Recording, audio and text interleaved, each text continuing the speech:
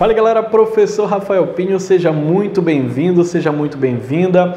Vamos dar prosseguimento ao nosso estudo hoje, falando do quê? Vamos falar hoje de PAD e de TAD, lá dentro da nossa 5810 de 94, o RJU do Estado do Pará. Mas antes da gente iniciar o nosso vídeo, já faz o download da apostila aí embaixo, no link na descrição desse vídeo, já te inscreve no canal, porque toda semana vai ter e tem vídeo novo e vem muita novidade por aí, principalmente para você que está estudando o RJU do Estado do Pará ou está se preparando aí para o concurso do Ministério Público do Estado do Pará. Não esquece de deixar o teu like, isso é muito importante para a gente poder crescer o nosso canal e sempre estar trazendo conteúdo de qualidade, com a apostila em PDF 0800 gratuita para você. Você só ter o trabalho de imprimir a apostila e assistir aula, beleza? Bora começar? Vem comigo aqui então, olha só.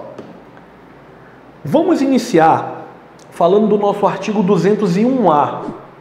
O 201A já é uma novidade, ok? Dentro do nosso RJU. Por quê? Porque até então, muito se falava dentro do RJU apenas sobre o PAD, o processo administrativo disciplinar.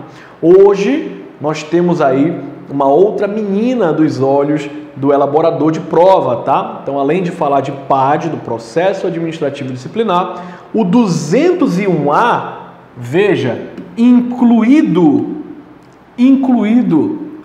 bora ajeitar aqui, 201A, incluído pela 9.230 de 2021, trouxe o chamado TAD, que é o termo de ajustamento disciplinar. O que o 201 fala? Olha só, ele diz assim: fica instituído o termo de ajustamento disciplinar, o TAD, no âmbito da administração pública estadual, como instrumento, preste atenção para cá, como instrumento substitutivo da penalidade de repreensão. Calma, professor. Muita informação na minha cabeça, exato. Olha só. Lembra quando a gente fala de penalidades dentro do RJU do Estado do Pará? E a gente falava lá para o aluno, e continua falando até hoje, que era possível que a suspensão dele fosse substituída por uma multa? Lembra disso? Uma multa na base de 50% do dia do vencimento dele, etc, etc, caso fosse necessária a presença dele no local de trabalho para manter a ordem das atividades funcionais. Então, em 2021 surgiu o TAD, como eu disse, o nosso termo de ajustamento disciplinar, que veio como medida substitutiva também, só que agora da repreensão. Então, observe que agora nós temos duas medidas substitutivas. Nós temos a multa, que pode substituir a suspensão, e nós temos o TAD, agora, TAD, que pode substituir a repreensão. Pega esse bizu. Parágrafo 1º. No TAD, sinalize lá, tá? O servidor interessado assume a responsabilidade pela irregularidade a que deu causa. Então, no TAD, o servidor interessado em acordar, ele vai assumir total e integral responsabilidade pela conduta que está sendo imputada em seu desfavor, comprometendo-se a ajustar sua conduta e observar os deveres e proibições previstos na lei vigente. Lembre-se que o RJU estabelece deveres e proibições lá na altura do artigo 181, mais ou menos, tá bom? Então ele vai dizer assim: ó, foi eu quem fiz, eu sou o responsável e eu assumo a responsabilidade por essa irregularidade. Comprometo-me a ajustar minha conduta no que diz respeito a observar os deveres e as proibições previstas no RJU. Parágrafo 2º, TAD. poderá ser proposto, essa é a questão de prova, ó, pelo servidor ou de ofício pela autoridade instauradora da sindicância. De ofício quer dizer o quê? Por conta da própria administração, sem que o servidor peça. Ele fala que a autoridade instauradora da sindicância ou a comissão processante de sindicância, da sindicância, é quem vai ser responsável por, de ofício, propor o TAD, ok? Desde a fase inicial da sindicância e antes do relatório final da comissão, quando se tratar de infração disciplinar leve. Veja, desde a fase inicial da sindicância e antes do relatório final da comissão. Por quê? Porque a sindicância, assim como o PAD, agora falando do PAD, do processo administrativo disciplinar, tá? Ele vai ter fases. Fases que iniciam com a instauração da sindicância, no caso, a instauração da sindicância, que vai ter todo um desdobramento de apuração da conduta imputada àquele servidor, para que ao final do prazo da sindicância seja expedido um relatório detalhado, um relatório circunstanciado, em que essa comissão de sindicância pode, primeiro, arquivar a investigação. Se entender que o que foi apurado não faz sentido, não tem fundamento para aquela denúncia, a comissão de sindicância pode arquivar a investigação. Pode também aplicar penalidades. Então, a comissão de sindicância pode aplicar penalidades. Que penalidades? Repreensão e suspensão de até 30 dias.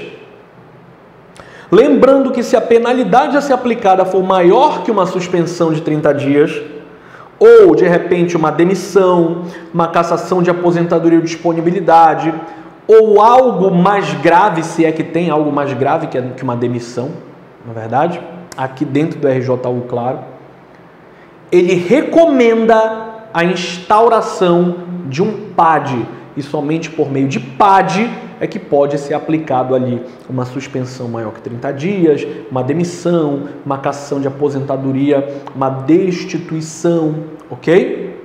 Maravilha. Só que note que dentro dessa estrutura toda que eu te contei agora, é dito que o TAD ele pode ser proposto pelo servidor enquanto essa comissão de sindicância não emitir seu relatório. Ou que o TAD ele pode se dar de ofício pela própria autoridade instauradora da sindicância ou pela comissão que está processando a sindicância, enquanto também esse relatório final não for emitido. Agora vamos pôr um pouquinho a cabeça para funcionar aqui com o titio. Bora lá. Se a comissão de sindicância é quem vai aplicar a penalidade de repreensão, se ela pode aplicar a penalidade de repreensão, e nós já vimos que o TAD é uma ferramenta, é um instrumento que substitui a repreensão, então o TAD vai ser feito a nível de autoridade instauradora de sindicância ou comissão processante da sindicância. Eu não vou precisar instaurar um PAD para poder sugerir a substituição da repreensão por um TAD. Veja que o TAD, que é o termo de ajustamento disciplinar, ele substitui a repreensão, como eu disse, repreensão essa aplicada pela própria comissão de sindicância. Mais uma vez, eu não preciso de um PAD para ter um TAD, ok? Vou repetir, eu não preciso de um PAD para ter um TAD. O TAD pode ser aplicado pela própria comissão de sindicância ou pela autoridade instauradora da sindicância, visto que o TAD é uma ferramenta que substitui a repreensão. Repreensão essa que dispensa a aplicação de PAD para poder o servidor ser repreendido. Por que, professor? Porque a repreensão pode ser aplicada a nível de comissão de sindicância. Ok? Eu acho que mais bem explicadinho que isso tu não encontra em lugar nenhum. Vem comigo. A celebração do TAD dependerá sempre de uma aceitação formal do servidor. Ou seja, o servidor precisa formalizar o aceite dele a essa substituição da repreensão por um TAD. Aí, ó, questãozinha de prova. Implicando sua recusa ou silêncio no prosseguimento da apuração. E aí vamos lembrar que, como resultado desse prosseguimento de apuração, eu posso ter o quê? Eu posso ter a aplicação de penalidades, que nós já falamos agora. Eu posso ter o arquivamento da sindicância, assim como eu posso ter também o quê? Eu posso ter também a recomendação de instauração de um PAD, ok? Lembrando que essas penas que podem ser aplicadas por meio dessa comissão serão repreensão, ok? Repreensão e também a suspensão de até 30 dias. Perfeito? Parágrafo 4º. No caso de propositura do TAD, por quem? Pelo servidor. A decisão quanto ao celebrar o TAD ou não caberá à autoridade instauradora da sindicância. Mais uma vez, lembre-se, eu não preciso de um PAD para ter a celebração de um TAD. O TAD é celebrado em âmbito de sindicância. Quem decide se o PAD vai ser celebrado, ou melhor, quem decide se o TAD vai ser celebrado ou não, tendo esse TAD sido solicitado, proposto pelo servidor, é a autoridade instauradora da sindicância. Ok? Confunde, né? A gente está falando toda hora de TAD, PAD, TAD, PAD. Eu posso trocar aqui as bolas rapidinho, PAD, TAD, mas na hora da prova tu não pode, tá? Beleza? Entendido isso? É fácil o que eu digo, mas não faço o que eu faço. Tudo bem? Vem comigo, olha só. Em qualquer caso, a homologação, a validação do TAD caberá à autoridade instauradora da sindicância, que vai ter um prazo de 10 dias para isso, contado do recebimento dos respectivos autos, não constituindo direito subjetivo do interessado. O que ele quer dizer com isso? Tá? Ele quer dizer que o fato da homologação se dar dentro desse prazo de 10 dias não caracteriza um direito subjetivo do interessado. Ou seja, não depende do querer, da vontade do interessado. Em qualquer caso, a homologação do TAD cabe à autoridade instauradora e não a outra pessoa à vontade do servidor. E que essa autoridade instauradora da sindicância tem 10 dias contados do recebimento do processo, independentemente do querer, dos direitos subjetivos, que ele diz que não são, do servidor que está sendo investigado nessa sindicância. Parágrafo 6º. A homologação do TAD, a homologação, a validação do TAD impõe sobrestamento da sindicância. O que isso quer dizer? Congela a sindicância. E suspende o fluxo da prescrição da ação disciplinar. Congela o fluxo da prescrição da ação disciplinar até integral cumprimento. Ok? Isso quer dizer o quê?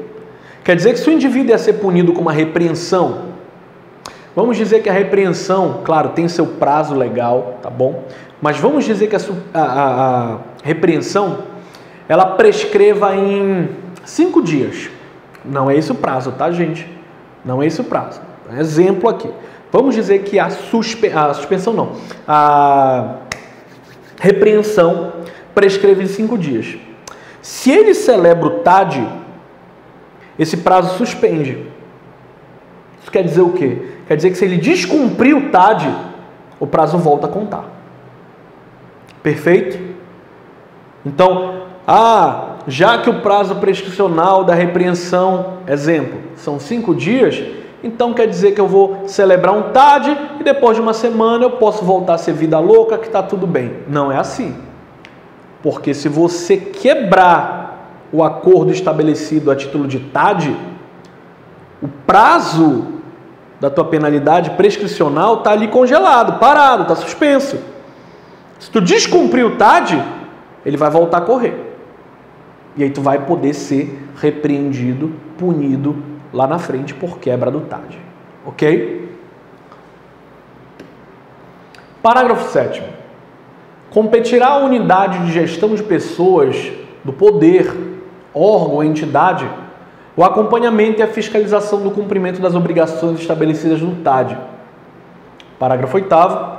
A celebração do TAD não constitui direito subjetivo do interessado, somente podendo ocorrer em conformidade com os termos previstos nessa lei. Mais uma vez, o fato do TAD ser celebrado não depende do querer do interessado. Lembra que ele pode submeter uma proposta e essa proposta ser recusada pela autoridade instauradora da sindicância. Então é isso que ele fala. A celebração do TAD não constitui direito subjetivo do servidor interessado. Somente podendo ocorrer essa celebração em conformidade com os termos previstos aqui na lei. Parágrafo 9º. A Secretaria de Estado de Planejamento e Administração poderá editar atos normativos visando estabelecer procedimentos relativos à celebração do TAD. Artigo 201b. O TAD não pode ser celebrado nas seguintes hipóteses.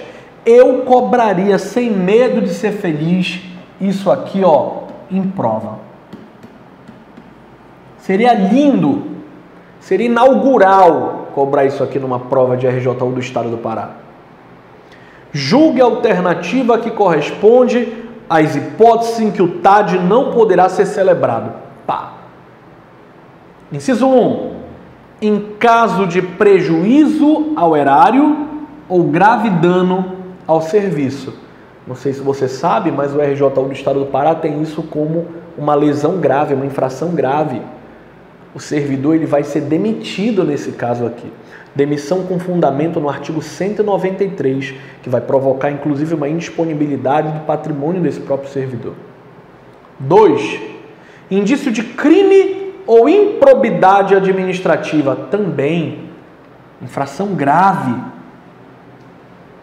Existência de outra sindicância ou processo administrativo disciplinar em curso, em curso, para apurar a infração punível com repreensão. Bora entender até aqui. O Rafael praticou uma infração punível com repreensão. Está respondendo essa sindicância. E aí, nesse meio tempo, o Rafael pratica outra infração punida com repreensão, ou que poderá ser punida com repreensão. E aí se instaura também uma nova sindicância. Veja, o Rafael está respondendo a 2 sindicâncias que podem trazer como punição final para o Rafael uma repreensão. Nesse caso, o Rafael não pode celebrar um TAD. Mas, professor, e se o Rafael estiver respondendo já um PAD e agora passar a responder a uma sindicância possível de ser punida com repreensão? Muda alguma coisa? Não. Veja que ele diz aqui pra gente, a existência de outra sindicância ou processo administrativo disciplinar em curso para apurar a infração punível com repreensão. Mas, professorzinho lindo do meu coração, me explique uma coisa. É possível que eu seja punido com uma repreensão por meio de um PAD? Sim. Mas o senhor não falou que a repreensão é punida pela comissão de sindicância junto com suspensões de até 30 dias? Sim, também. Mas deixa eu lhe fazer uma pergunta. Sindicância é obrigatória sempre? em todo e qualquer caso e situação, eu sempre vou ter como etapa preliminar uma sindicância para somente depois ter um PAD, o PAD não depende de sindicância, entende isso? A sindicância ela poderá ser uma etapa preliminar ao PAD, mas não existe obrigatoriedade de existência de uma sindicância para que eu possa ter posteriormente como consequência um PAD. Você compreende isso? Pode ser que não seja instaurada a sindicância, pode ser que entre logo com um PAD de uma vez, direto, pá! E o indivíduo seja repreendido por meio de um PAD, não é o recomendável, porque para isso teria a comissão de sindicância. Mas pode ser que eu não tenha sindicância naquele caso, pode ser que, como eu disse, vá direto para um PAD e ele seja suspenso até 30 dias com um PAD, ele seja repreendido com um PAD, ele seja demitido com um PAD. Você compreende isso que eu acabei de falar? Bora à frente. Ou outra penalidade mais grave.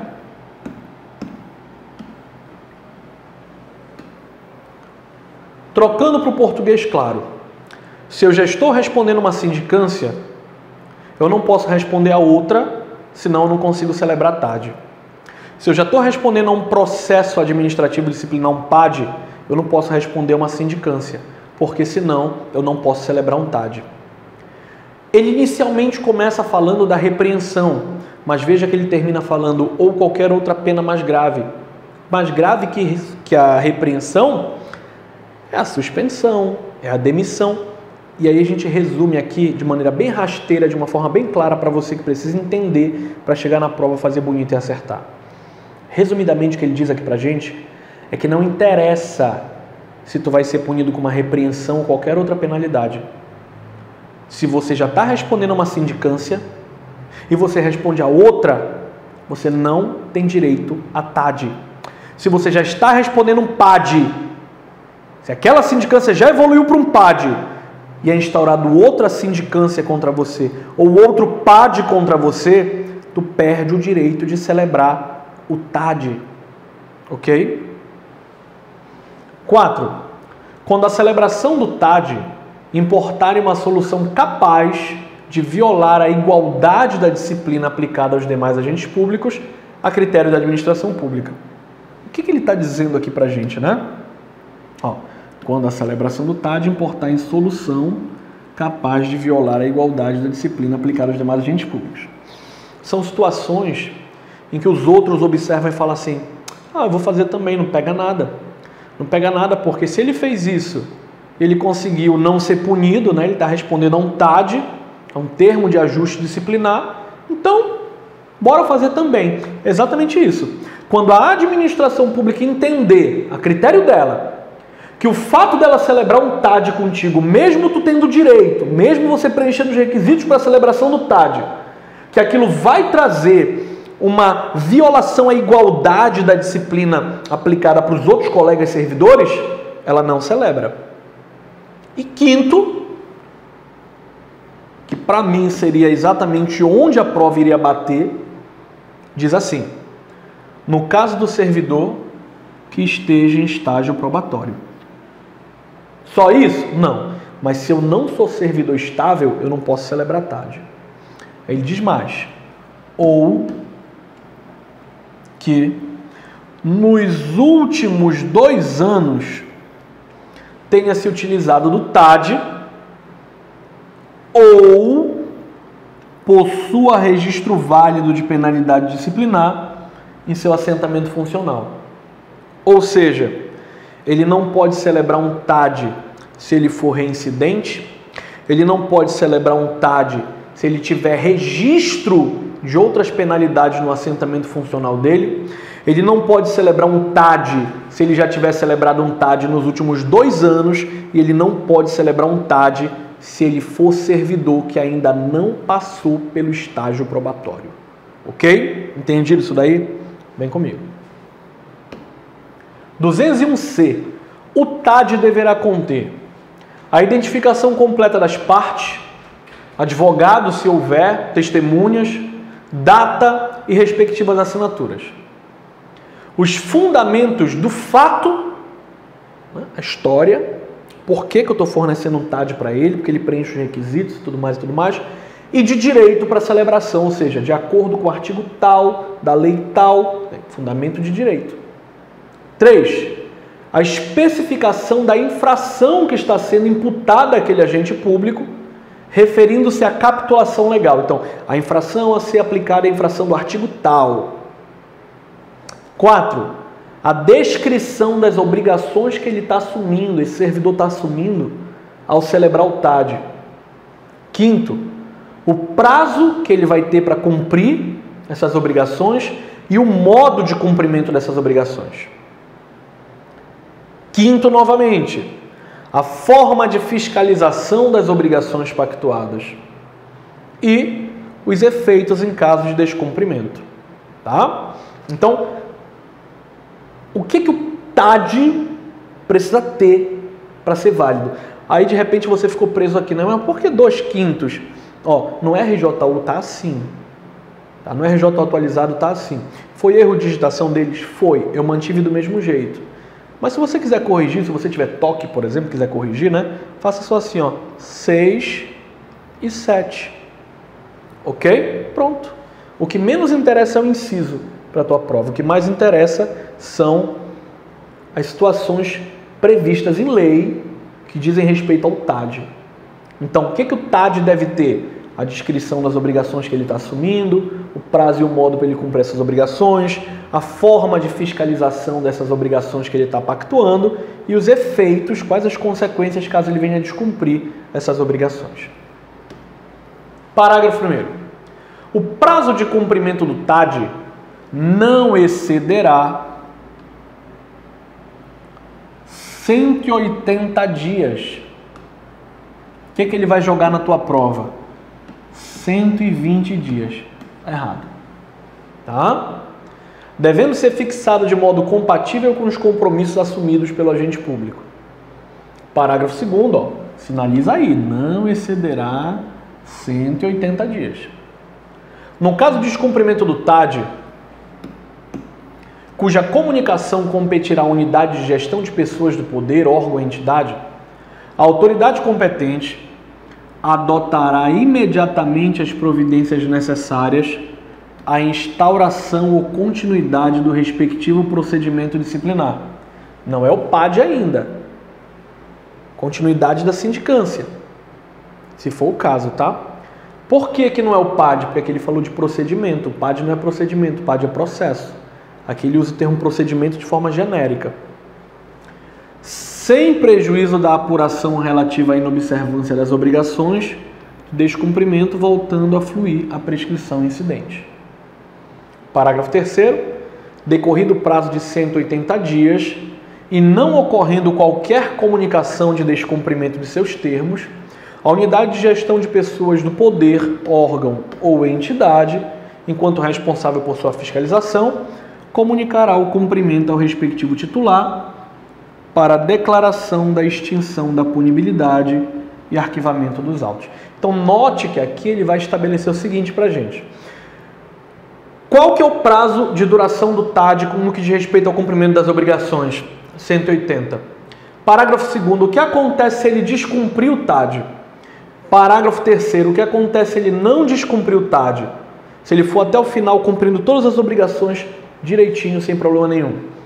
Parágrafo 2º. Se ele descumprir, serão adotadas imediatamente as providências necessárias para a instauração ou continuidade do procedimento disciplinar, sem prejuízo, podendo inclusive serem apuradas as infrações, as inobservâncias relativas a esse descumprimento.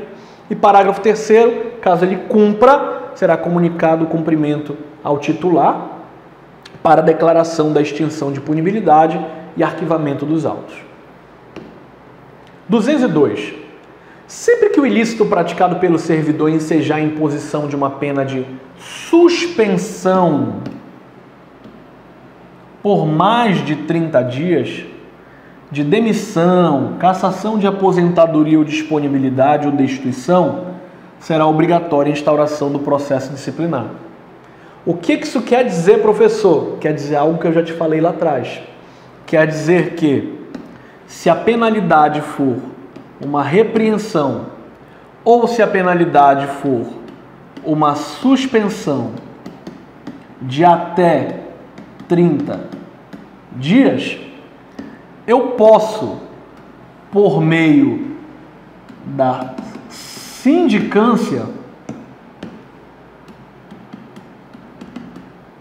aplicar penalidade. Ok? Agora, essa comissão de sindicância só pode aplicar penalidade se for de repreensão ou suspensão até 30 dias. E aí a novidade do 201 que eu falava agora para vocês. Se é a comissão de sindicância que aplica a pena de repreensão, via de regra, então eu posso converter, comissão de sindicância, converter a repreensão em TAD, desde que preenchidos os requisitos. Essa é a novidade. Ok? Bora à frente. Claro, sempre que fugir disso, né? Suspensão por mais de 30, demissão, cassação de aposentadoria ou disponibilidade ou destituição, aí ele já diz pra gente o seguinte, ó, é obrigatória a instauração de processo disciplinar. Ok? É obrigatória a instauração de PAD. Lembrando que PAD, o P é de processo e não de procedimento. E aí a gente começa a falar do PAD agora, do processo administrativo disciplinar. 204 diz assim: o processo disciplinar é um instrumento destinado a apurar a responsabilidade do servidor por infração praticada no exercício de suas atribuições ou que tenham relação com as atribuições do cargo em que ele se encontra investido. 205. O processo disciplinar será conduzido por comissão composta de 3 servidores estáveis. Isso é muito importante, tá? 3 servidores estáveis. Quem é o estável? Que já passou pelo estágio probatório. Designados pela autoridade competente, que indicará dentre eles seu presidente. Parágrafo 1º. A comissão terá como secretário servidor designado pelo seu presidente, podendo a indicação recair em um de seus membros. Parágrafo 2º.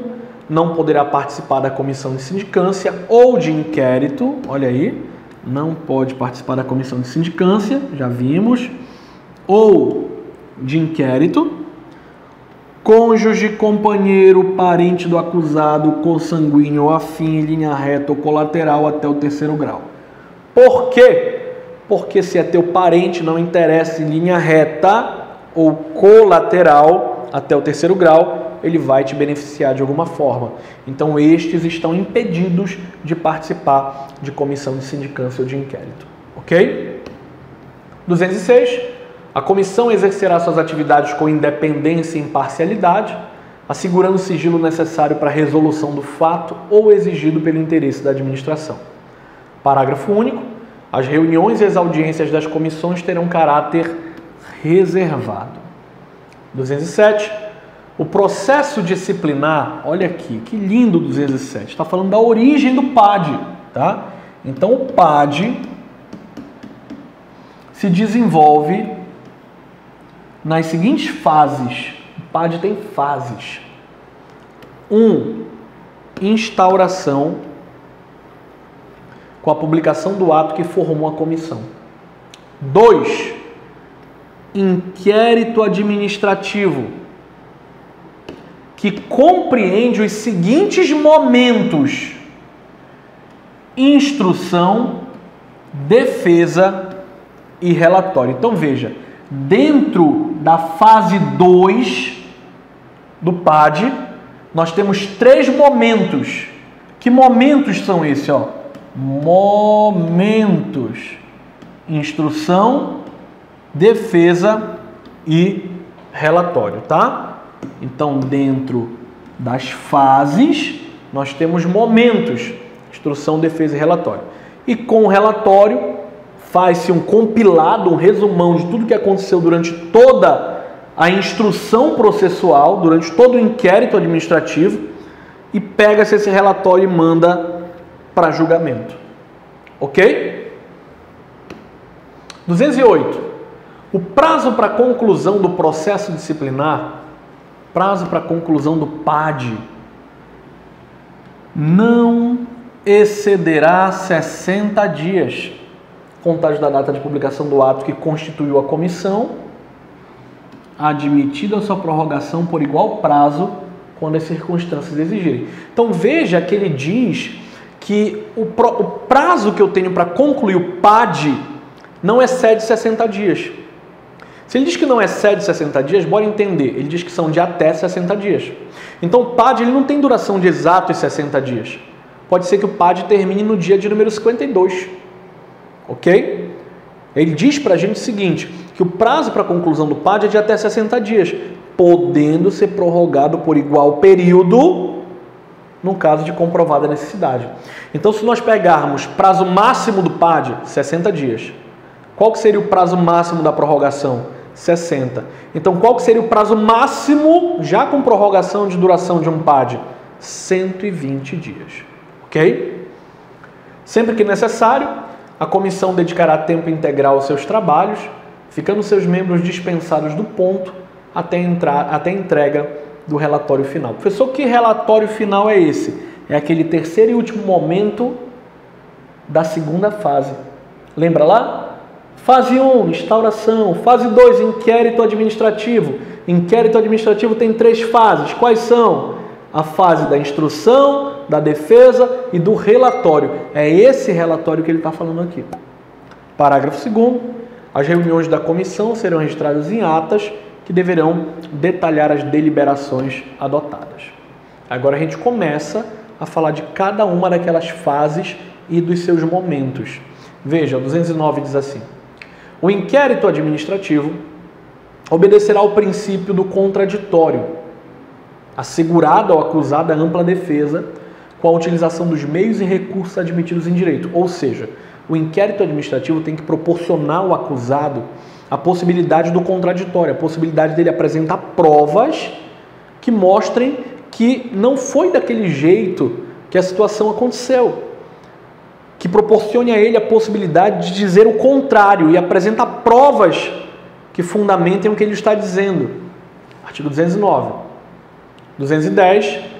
Os autos da sindicância, lembra da sindicância?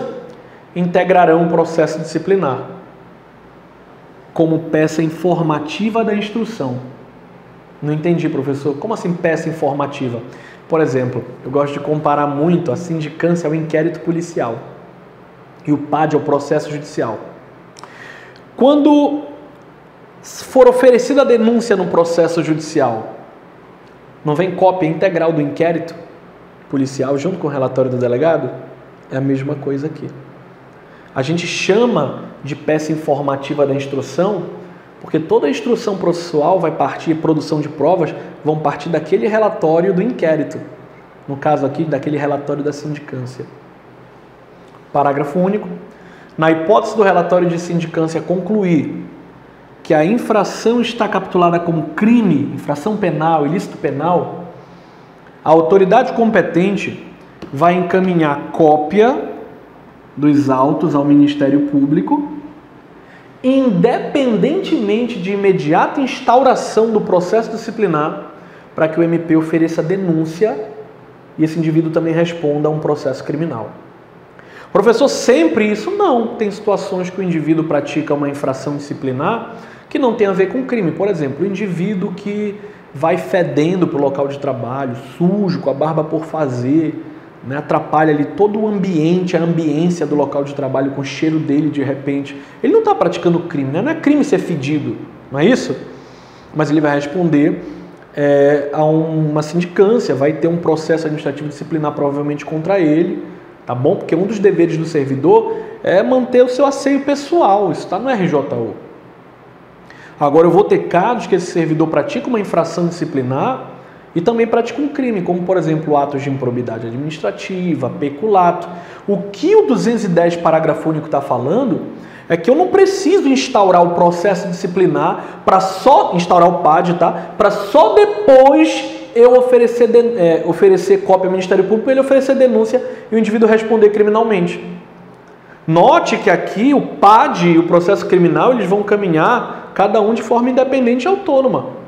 Tá? Então ele diz pra gente que na hipótese do relatório de sindicância concluir que a infração a qual esse indivíduo está sendo acusado também caracteriza um ilícito penal, um crime lá do Código Penal, a autoridade competente vai pegar uma cópia desse relatório, uma cópia dos autos também, e vai encaminhar ao Ministério Público para que o MP possa oferecer denúncia, oferecer o processo criminal ao Poder Judiciário. E ele diz que isso tudo vai acontecer, mais uma vez, independentemente da imediata instauração do processo administrativo disciplinar. Beleza? 211. Na fase do inquérito, a comissão promoverá a tomada de depoimentos, acariações, investigações, diligências cabíveis, objetivando a coleta de provas e recorrendo, quando necessário, aos peritos, de modo a permitir a completa resolução dos fatos. Bom, na fase do inquérito, ok? Ele fala que a comissão vai fazer tomada de depoimento, acariação, diligência, porque é onde tudo acontece, gente. É lá na etapa 2 do inquérito administrativo, mais precisamente no momento da instrução processual, é que tudo isso vai acontecer. É o momento que eu vou ouvir testemunhas, coletar provas, fazer a cariação, botar um de cara para o outro ali para saber quem está falando a verdade e quem não está, fazer diligências. 212. É assegurado ao servidor público o direito de acompanhar o processo pessoalmente ou por intermédio de um procurador. Um advogado, de repente, se ele quiser, se ele tiver. Arrolar, né, convocar e reinquirir testemunhas. Produzir provas e contraprovas. Formular quesitos. O que são quesitos? São perguntas que nós fazemos aos peritos quando se tratar de prova pericial. Parágrafo 1º. O presidente da comissão poderá negar pedidos considerados impertinentes, protelatórios ou de nenhum interesse para o esclarecimento dos fatos. Veja, duas coisas podem acontecer aqui, tá? Primeiro, a prova dizer que quando o presidente da comissão nega um pedido que você acusado, fez, que ele está cerceando a tua defesa. Isso não é verdade, tá? Ele só vai negar os pedidos que você está fazendo, por exemplo. Como assim pedidos, professor? Vamos dizer que eu queira que seja feita uma diligência. Eu quero que seja feito um exame grafotécnico em um documento para provar que não foi eu que assinei. Se o presidente da comissão nega o meu pedido e não fundamenta por quê, ele está cerceando o meu direito de defesa. Agora, se ele negar meu pedido dizendo assim, ó, eu entendo que é impertinente o exame grafotécnico aqui, eu entendo que é protelatório, tu está querendo ganhar tempo com esse exame grafotécnico aqui, ou eu entendo que o fato de reconhecer ou não reconhecer tua letra, tua assinatura aqui, é algo que não tem interesse, que não vai trazer relevância nenhuma para o esclarecimento dos fatos. Aí, nesse caso, ele não está cerceando tua defesa, ok? Porque existem pessoas que se utilizam dessas manobras, pedindo diligências, pedindo prazos, isso e aquilo outro, para quê? Para ganhar tempo, quando na verdade o que ela está pedindo não cabe ao caso, é impertinente, é protelatório, não tem interesse, não tem relevância nenhuma para o esclarecimento dos fatos. E aí, nesse caso, o presidente da comissão tem autorização legal de negar os teus pedidos. Parágrafo 2º. Será indeferido o pedido de prova pericial quando a comprovação do fato independer de conhecimento especial de perito. O que isso quer dizer? Note, ele fala que vai ser indeferido o pedido de prova pericial quando a comprovação do crime não depender do conhecimento especial de perito. O que isso quer dizer? Pensa comigo aqui. Independer de conhecimento especial de perito. Poxa, vamos dizer o seguinte aqui. O cara se jogou do alto do prédio. Ele está passando na rua, tu vê o cara lá todo esbagaçado no chão. Credo, professor? É, gente. O cara esmagado lá, pulou do alto do prédio. Eu preciso de um perito para dizer que ele se jogou? Ou qualquer um de nós, passando pelo local, a gente consegue entender o que aconteceu? Ele se jogou, caiu lá de cima. Pode não ter se jogado, mas caiu. Está aqui no chão, espatifado. Eu preciso de perito? Não preciso. Só que aí, como eu disse, tem gente que para ganhar tempo diz assim, não, vamos requerer um pedido de prova pericial, uma análise de um perito aqui para de fato comprovar que ele caiu de lá de cima. Isso é um pedido impertinente. É um pedido protelatório. Porque até que a gente mande citar um perito, para o perito fazer avaliação para isso, para aquilo, para emitir um laudo, para vir para a audiência, para responder quesitos, passaram-se quanto tempo aí? Quantos dias? Quantos meses? Então é isso que ele está dizendo. Vai ser indeferido o pedido de prova pericial quando a comprovação do fato não precisar de perito para comprovar. É isso que ele está dizendo. Bora à frente. 213. As testemunhas serão intimadas a depor mediante mandatos pedidos pelo presidente da comissão, devendo a segunda via consciente do intimado ser anexada nos autos para comprovar que ele recebeu a intimação, que ele está ciente de que em tal dia, em tal lugar, ele vai precisar comparecer para prestar esclarecimentos, tá? Para depor. Parágrafo único. Se a testemunha for servidor público, a expedição do mandato será imediatamente comunicada ao chefe da repartição onde serve, com a indicação do dia e hora marcados para a inquirição. Artigo 214. O depoimento será prestado oralmente e reduzido a termo, ou seja, digitado ali na hora, não sendo lícito a testemunha já trazer o depoimento dele feito por escrito da casa dele. É o que o 214 está falando. Parágrafo 1º.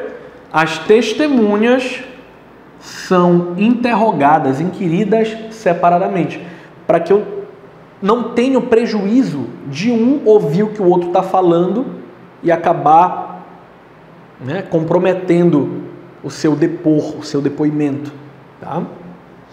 Parágrafo 2º. Na hipótese de depoimentos contraditórios ou que se infirmem, que se contrariem, será realizada a acariação entre os depoentes. Ou seja, eu falo A, tu fala B. Ou então a gente está batendo de frente no nosso depoimento, se contradizendo. Vem cá você, vem cá o Rafael, põe um de cara para o outro. Olha, ele falou isso e tu disse aquilo. Quem está mentindo, quem está falando a verdade. Isso chama acariação. Ok? Bora adiante. 215. Concluída a inquirição das testemunhas, a comissão promoverá o interrogatório do acusado. Então, primeiro a testemunha, depois o acusado. Parágrafo 1º. No caso de mais de um acusado, cada um deles também será ouvido separadamente. E sempre que suas declarações divergirem sobre fatos ou circunstâncias, será promovida a acariação. Mesma jogada das testemunhas. Parágrafo 2º. O procurador do acusado, o advogado do acusado, poderá assistir ao interrogatório, bem como à inquirição das testemunhas. O acusado não pode, mas o advogado dele pode. Sendo-lhe proibido interferir nas perguntas e respostas, facultando-se-lhe, porém, reinquiri-las por intermédio do presidente da comissão. Então, o teu advogado, o teu procurador constituído, você sendo o acusado, ele não precisa sair da sala quando as testemunhas forem depor. Ele fica lá ouvindo. Se ele entender que tem algo que a testemunha tenha dito, tá? E que interessa muito para a defesa do cliente dele, ele pode reinterrogar, ele pode reinquirir essas testemunhas por intermédio do presidente da comissão. O que não pode é, durante o interrogatório, ele interferir nas perguntas e respostas. 216. Quando houver dúvida sobre a sanidade mental do acusado, a comissão proporá à autoridade competente que ele seja submetido a um exame por junta médica oficial, da qual participe pelo menos um médico psiquiatra. Parágrafo único. O incidente de sanidade mental será processado num processo separado e apenso ao processo principal. O que isso quer dizer, professor? Seria o equivalente a eu ter duas pastas, uma pasta A e uma pasta B. A pasta A é o processo principal, a pasta B é esse incidente de insanidade mental. O que é um incidente de insanidade mental? É quando eu, advogado, alego que meu cliente é doido, ele não pode ser processado, ele não pode ser punido, ok? Então ele fala que vai ser processado em apartado, ou seja, A e B. E apensado no outro. É quando eu pego um barbante e amarro uma pasta na outra. Então eu tenho duas pastas, mas uma amarradinha na outra. Isso chama de apartado e apensado. Ok? 217. Tipificada a infração disciplinar, será formulada a indicação do servidor com a especificação dos fatos a ele imputados das respectivas provas. Parágrafo 1º. O indiciado será citado por mandato expedido pelo presidente da comissão, atenta para isso, para apresentar defesa escrita. Olha o nome, defesa escrita, defesa prévia, defesa preliminar, ok? No prazo de 10 dias, assegurando-lhe vista do processo na repartição. Qual que é o tempo depois de citado que o acusado vai ter para apresentar defesa escrita? Note que eu não chamei contestação, eu disse defesa escrita. 10 dias. Ok? Agora, professor, e se tiver 2 ou mais indiciados? Primeiro, o prazo vai ser comum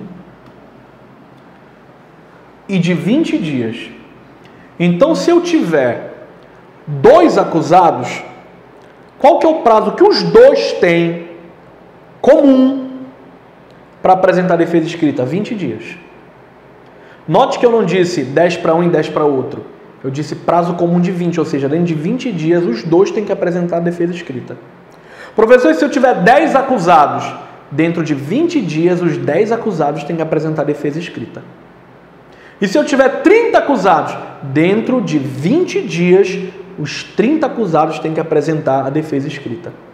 Ok? O prazo para a defesa pode ser prorrogado em dobro para diligências consideradas indispensáveis. Parágrafo 4º. No caso da recusa do indiciado em dar o seu ciente na cópia de citação, porque é o seguinte, tem vezes que o oficial de justiça chega na tua casa, ele fala, assina aqui para comprovar que você recebeu a citação. E a pessoa diz assim, não vou assinar, não vou produzir provas contra eu mesmo, né? Besteira.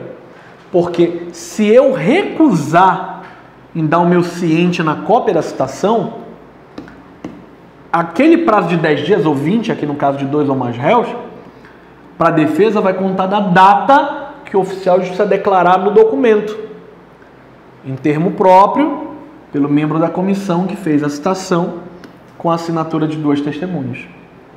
218.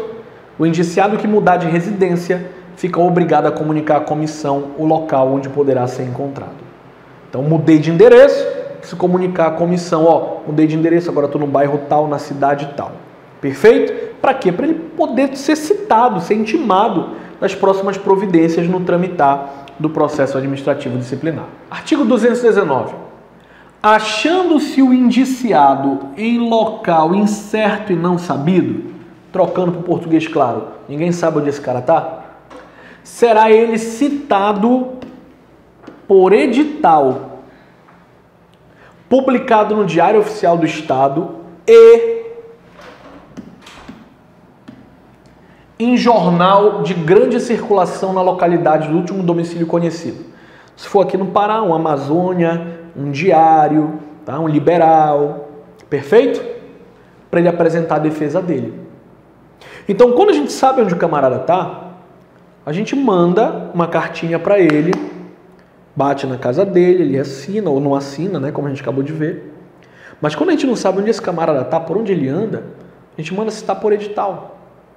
E manda também divulgar no jornal de grande circulação na última localidade que ele morou. Mas, professor, e se ele não lê jornal? Professor, e se ele não abrir o diário, né? O diário oficial para ler ali? Azar o dele. Ele é considerado revel.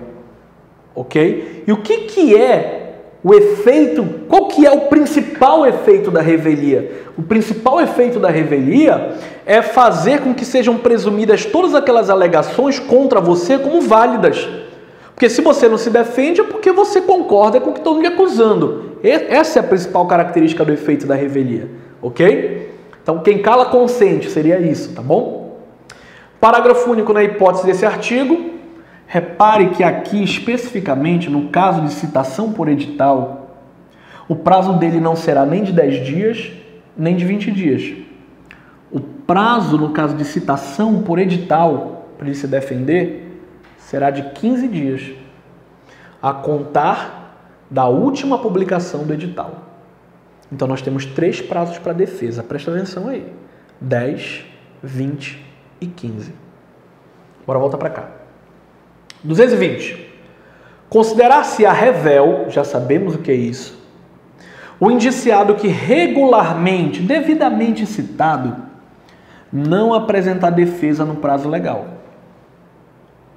A revelia será declarada por escrito nos autos do processo e devolverá o prazo para a defesa.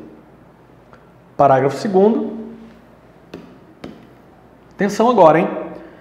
Para defender o indiciado rével, veja que o processo não para porque ele foi rével. Pelo contrário, o processo vai prosseguir sem ele. Só que para defender esse camarada que está rével aqui, a autoridade instauradora do processo designará um servidor como defensor dativo, ocupante de um cargo de nível igual ou superior do indiciado. Por exemplo, se eu ocupo um cargo de nível superior, só quem pode me defender é um outro colega de nível superior. Se eu ocupo um cargo de nível médio, só quem pode me defender é um outro colega de outro cargo de nível médio ou de nível superior, nunca aquele de nível fundamental. Tá? Mas professor, e se quem botarem para me defender for alguém que não gosta do Rafael lá dentro? Azar o teu. Por que tu foi rével? Por que tu te mudou e não falou para onde tu te mudou? Porque se tu tivesse informado, né, para onde tu te mudou, tu tinha recebido ali a citação e tu saberia que o teu prazo para se defender iniciou. Tá conseguindo conectar tudo que eu tô falando? Se tá gostando dessa aula, deixa um like, hein? Tem mais vídeo ainda. Bora à frente. 221. Apreciada a defesa, a comissão vai elaborar um relatório detalhado que resumirá as principais peças dos autos e mencionará as provas no qual se baseou para formar a convicção. O relatório vai ser sempre conclusivo, esse relatório final vai ser sempre conclusivo, ou quanto à inocência, ou quanto à culpa, a responsabilidade do servidor. Não pode ser um relatório do tipo, eu acho que ele teve culpa, mas eu acho que ao mesmo tempo também não teve. Não pode. Então o relatório tem que caminhar ou para a absolvição dele, ou para a condenação dele, tá? Parágrafo 2º. Reconhecida a responsabilidade do servidor, a comissão indicará o dispositivo legal ou regulamentar que ele transgrediu, né? Transgrediu o artigo tal do RJU ou do Código Penal, bem como as circunstâncias agravantes e atenuantes se tiver. E 222 fala que o processo disciplinar com o relatório da comissão será remetido à autoridade que determinou a instauração para que ele possa fazer o julgamento. Note que o julgamento não cabe à comissão que realizou toda a instrução do PAD. Tá? O julgamento cabe à autoridade que determinou a instauração daquele PAD. Normalmente aqui é a autoridade máxima do órgão a qual o servidor trabalha. Tá bom? No caso, você que está prestando concurso para o Ministério Público, por exemplo, essa autoridade seria quem? O Procurador-Geral de Justiça. Perfeito? Ah, não, professor, eu vou trabalhar no Executivo. Então vai ser o governador. Ok? Bora à frente. E aí chegamos na terceira e última fase do PAD, que é o julgamento. A autoridade julgadora vai ter 20 dias contados do recebimento do processo. Para quê? Para proferir a decisão dele. Parágrafo 1º. Se a penalidade a ser aplicada exceder a alçada da autoridade instauradora do processo, esse será encaminhado à autoridade competente, que também vai decidir em igual prazo, 20 dias.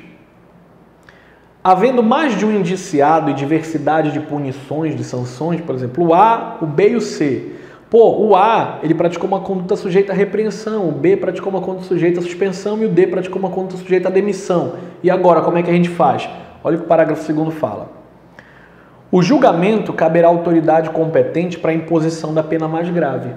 Então, quem é a autoridade competente para impor a pena de demissão? Aí tu tem que ver. Se é Ministério Público, é o Procurador-Geral de Justiça. Se é Poder Executivo, é o governador. Porque a gente vai ver que cada penalidade vai ser aplicada de uma forma distinta por uma pessoa distinta.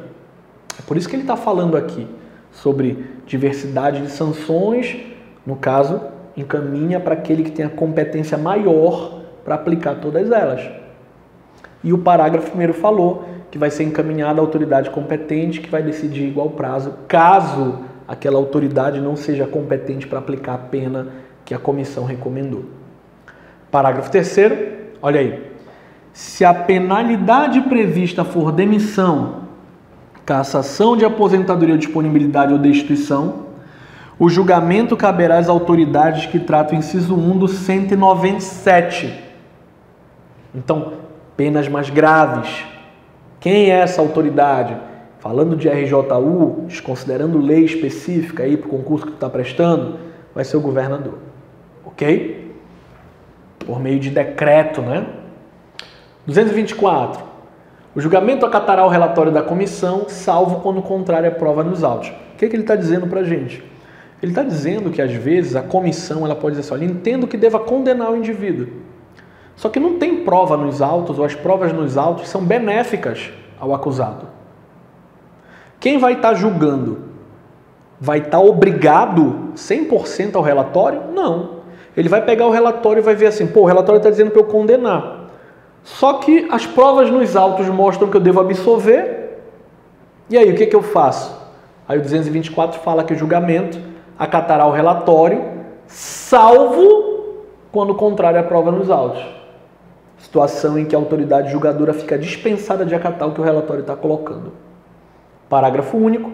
Quando o relatório da comissão contrariar as provas dos autos, a autoridade julgadora poderá motivadamente agravar a penalidade proposta, ou abrandá-la, ou isentar o servidor de responsabilidade se ele entender que as provas nos autos são favoráveis ao servidor. 225. Verificada a existência de um vício que não dá para corrigir, de um problema, de um erro insanável, a autoridade julgadora declarará a nulidade total ou parcial do processo e ordenará a constituição de outra comissão para a instauração de um novo PAD. Parágrafo 1º. O julgamento fora do prazo legal, 20 dias, não implica nulidade de processo. Ou seja, a autoridade julgadora, por algum motivo, só proferiu o julgamento, a decisão dele no dia de número 22. Passou do prazo que ele tem para julgar. Eu posso dizer que isso vai acarretar uma nulidade processual? Não. Por quê? Porque eu não posso alegar nulidades, vícios insanáveis, se não teve prejuízo real para o processo. Tá bom? Eu não posso alegar nulidade se não teve problemas de fato, se não gerou um prejuízo de fato para o processo. Veja que o fato de eu julgar o processo 2 dias depois não vai trazer um prejuízo para o processo. Então é o que diz o parágrafo 1º. O fato do julgamento ser realizado fora do prazo não implica nulidade de processo. Parágrafo 2º. A autoridade julgadora que der causa à prescrição, ou seja, que por algum motivo não julgar num prazo razoável e acabar a penalidade sendo prescrita, é responsabilizada. 226. Extinta a punibilidade pela prescrição, a autoridade julgadora determinará o registro do fato nos assentamentos individuais do servidor. Ou seja, se a punibilidade dele for extinta pela prescrição, a autoridade julgadora deve dizer assim, anote-se que no assentamento funcional do servidor, que foi extinta a punibilidade da conduta ou da pena tal, por intermédio da prescrição, faça-se o registro nos assentamentos do servidor. 227. Quando a infração também for caracterizada, classificada, capitulada como crime, o processo disciplinar será remetido ao MP para a instauração da ação penal, ficando ali transladado na repartição. 228. São assegurados transportes e diárias ao servidor convocado para prestar depoimento fora da sede de sua repartição, na condição de testemunha, denunciado ou iniciado, e aos membros da comissão e ao secretário, quando obrigados a se deslocarem da sede dos trabalhos para a realização de missões essenciais ao esclarecimento dos fatos. Essas missões essenciais ao esclarecimento do fato, vocês ouviram falar sobre o nome de diligências, ok? São as diligências. E aí eu coloco alguns prazos aqui para a gente poder firmar o nosso entendimento, tá? Prazo de até 30 dias, podendo ser prorrogado por igual período, prazo de duração da sindicância. Prazo de duração da sindicância. Prazo de até 60 dias, podendo ser prorrogado por igual período, prazo de duração do PAD. Prazo de até 60 dias, podendo ser prorrogado por igual período, prazo de afastamento do servidor indiciado. E até 20 dias, podendo ser prorrogado por igual período, prazo para julgamento. Beleza? Quais os prazos de defesa no PAD? 10 dias para um indiciado, prazo padrão. 20 dias para 2 ou mais indiciados, prazo esse comum. E 15 dias no caso de citação por edital. Não interessa se é para 1, para 2, para 3 ou para 10 indiciados. Sendo por edital, 15 dias. E é isso aí. Era isso que nós tínhamos para falar. Muito obrigado pela atenção. Se você gostou do vídeo, deixe seu like e até a próxima. Tchau, tchau.